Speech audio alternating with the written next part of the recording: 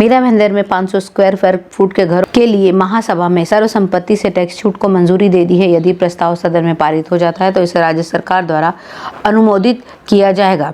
यह टैक्स छूट के लिए विधायक प्रताप सरनाईक और गीता जैन ने ज्यादा कोशिश की है। हालांकि कमिश्नर दिलीप ढोले ने इसका विरोध किया है कि अगर टैक्स में छूट दे दी जाती है तो नगर पालिका में इस टैक्स के चलते बहुत ही आर्थिक तंगी हो सकती है। मीरा भाईंदर शहर में 500 वर्ग फुट तक के घरों को संपत्ति कर में छूट दी जाए। कर माफी के बाद एनएमसी को हुए नुकसान की भरपाई के लिए हर साल सरकार से सब्सिडी प्राप्त करने के लिए और इस संबंध में प्रशासन को 2022-2023 के बजट में सदन के नेता प्रशांत दड़वी ने प्रावधान के संबंध में महासभा में एक प्रस्ताव पेश किया। इसे सर्वसम्मति से तैयार किया गया।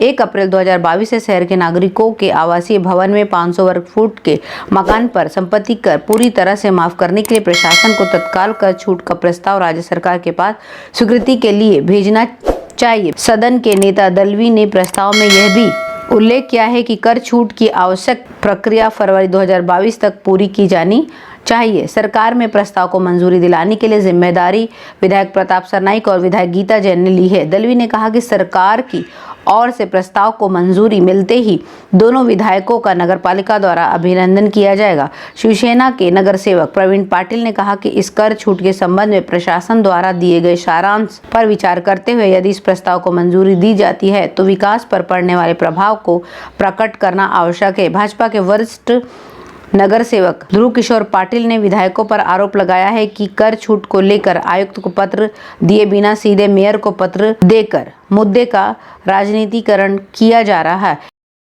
भाईंदर पश्चिम के राई मुर्दा गांव के निवासी पिछले काफी दिनों से मेट्रो कार शेड बनाने का विरोध कर रहे हैं। इस विषय पर कांग्रेस के पूर्व विधान परिषद सदस्य मुजफ्फर हुसैन ने खुलकर सत्ताधारी भाजपा पर आरोप लगाया है कि जब इस मेट्रो का नियोजन किया गया और जब उद्घाटन हो रहा था तब उस समय मुख्यमंत्री देवेंद्र फडणवीस, आमदार नरेंद्र मेहता भाजपा से थे। राई मोरवा मुर्दा गांव में जो कार शेड बनने जा रहा है मेट्रो का, जब उसका वहां पे नियोजन किया गया, महानगर पालिका में बीजेपी की सत्ता है, माजी आमदार और बीजेपी के माजी मुख्यमंत्री ने उसका शिलान्यास किया, तभी इन गांव वालों को विश्वास में लेकर के उनको क्या उसके एवज में मिलेगा ये उन्होंने जाहिर करना चाहिए था।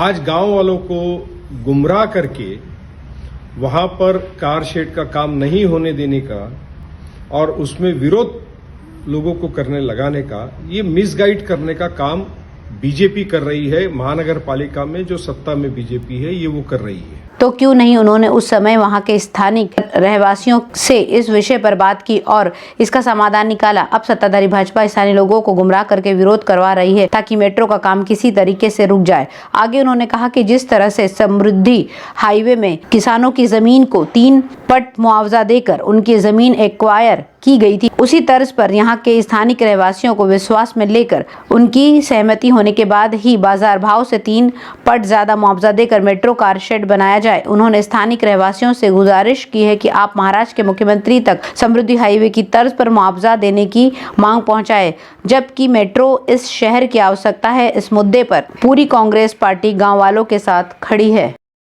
मनपा कर्मचारियों और अधिकारियों को अचानक होने वाले खर्च के लिए अग्रिम राशि दिए जाने का प्रावधान है। इस प्रकार अग्रिम राशि लिए हुए कुछ कर्मचारियों और अधिकारियों ने करीब 1 करोड़ 24 लाख रुपए से अधिक राशि मनपा कोष में वापस नहीं जमा कराई है और न ही खर्च का ब्यौरा लेखा परीक्षण विभाग को दिया है। स्वराज्य अभियान संस्था को आरटीआई के तहत यह जानकारी मिली है। हिंदू जन जागृति समिति के उपक्रम स्वराज्य अभियान के डॉक्टर उदय धूरी, हिंदू टास्क फोर्स के संस्थापक एडवोकेट खुशी खंडेलवाल और लोक जागृति की अध्यक्ष स्वाति पाटिल ने यह जानकारी दी है। उन्होंने बताया कि वर्ष 2093 से लेकर 2020 तक दी हुई अग्रिम राशि की वसूली व हिसाब किताब मनपा ने 2020 से शुरू किया है। इनकी मांग है कि मनपा आयुक्त सभी दोषियों से ये राशि ब्याज के साथ वसूल करने के साथ फौजदारी कार्रवाई करवाए, अन्यथा ये सभी जन आंदोलन करेंगे। इस तरह की उन्होंने उन सभी ने चेतावनी दी है।